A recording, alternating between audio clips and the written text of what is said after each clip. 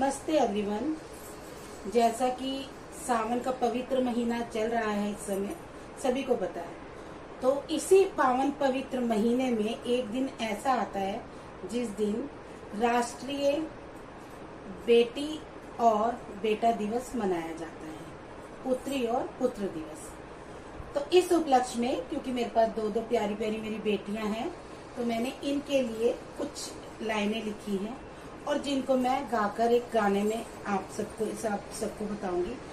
तो मेरी आप सभी से रिक्वेस्ट है कि आप सब कमेंट करके मुझे बताएं कि आपको ये बेटियों पे लिखा कैसा लगा। दूसरा कि जिन जिन के पास दो दो बेटी हैं वो मैसेज करके बताएं कि किस किस के पास दो दो प्यारी प्यारी बेटियां हैं और बेटियां आने से खुशी है या किसी को दुख भी फील होता है। भाई मैं तो बहुत खुश हूँ, मैं अपनी बताती हूँ। तो इसी उस पे तो आप सभी को happy son and daughters day. चलो शुरू करते हैं ये एकदम अलग हटके सॉन्ग।